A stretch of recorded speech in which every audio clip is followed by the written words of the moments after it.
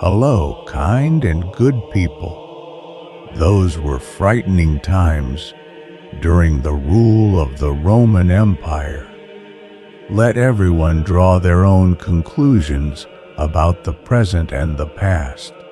What lies at the root of evil or intrigue, and of the good and the true? Should we believe everything we are told today? All right then, let's begin. The troubling letter of Pontius Pilate about the death of Jesus. What he confesses on his deathbed will rewrite everything you know about Christianity. An astonishing revelation has emerged from ancient records, a document attributed to Pontius Pilate, the Roman official who authorized the execution of Jesus, which, according to a scholarly report, describes controversial insights into his final days. Hidden for centuries, this letter may challenge traditional religious narratives, revealing previously unknown dynamics between Pilate and Jesus. It is claimed that the letter unveils political maneuvering, personal conflicts, and decisions related to the crucifixion, potentially reshaping perceptions of an event that is a cornerstone of history. Pilate's role as governor of Judea, 2637 AD, is re-examined in the letter, highlighting clashes between Roman authority and Jewish leaders.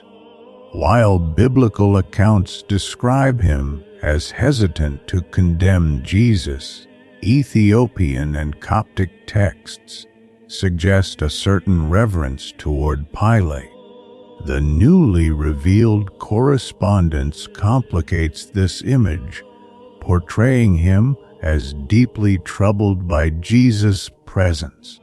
Pilate reportedly felt an inexplicable desire to protect Jesus despite mounting pressure, an inner conflict absent from traditional records.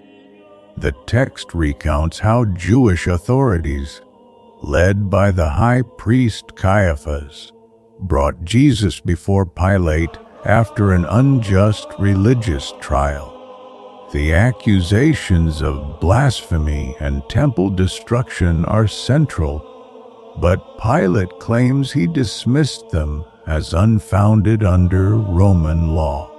He recognizes the charges as attempts to silence Jesus, whose criticism of religious hypocrisy and outreach to marginalized groups, such as tax collectors, angered the elites.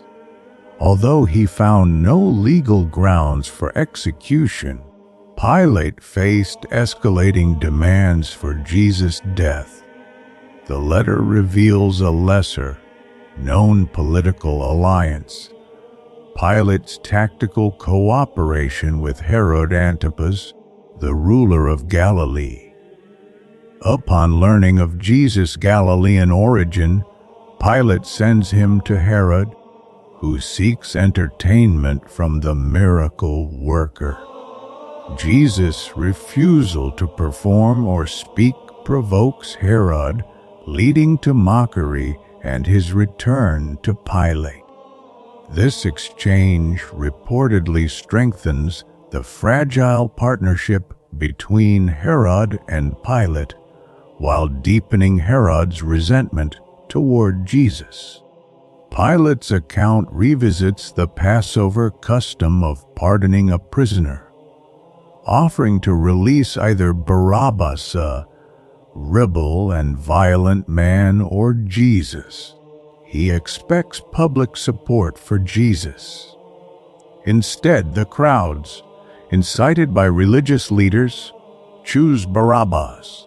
After a prophetic dream, Pilate's wife warns him not to harm Jesus, but fearing unrest, he yields. His symbolic act of washing his hands described as a strategic gesture, aims to publicly distance himself from guilt while acknowledging indirect responsibility. The letter then addresses the controversial Sabbath healings. It confirms Jesus' acts of healing on holy days, which Jewish leaders condemned as violations. Pilate interprets this not as defiance, but as a deliberate challenge to rigid traditions. Jesus' statement that the Sabbath exists for man, not man for the Sabbath, is presented as an appeal to prioritize human well-being over dogma, a stance that undermines the authority of religious leaders. Jesus' associations with marginalized figures are described in detail as key provocations. Sharing meals with tax collectors and sinners, such as Matthew, contradicts social norms. The letter notes that while religious leaders rejected such groups, Jesus openly engaged with them, declaring his mission to help the lost. One episode highlights his intervention in a crowd's attempt to stone an adulterous woman, challenging the accusers to reflect on their own flaws, a moment that reportedly unsettled Pilate's understanding of Roman justice. Most strikingly, the text suggests that Pilate sensed a greater purpose behind Jesus' death.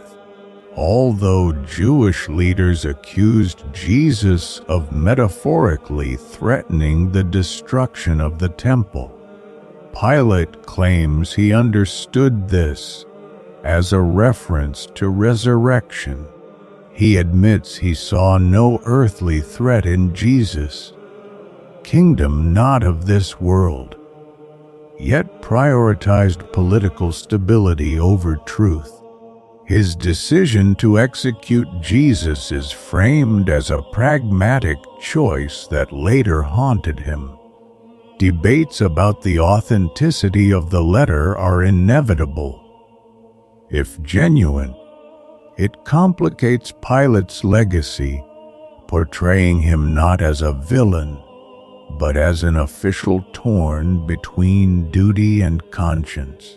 It also depicts Jesus as a reformer who used compassion to challenge structures of power.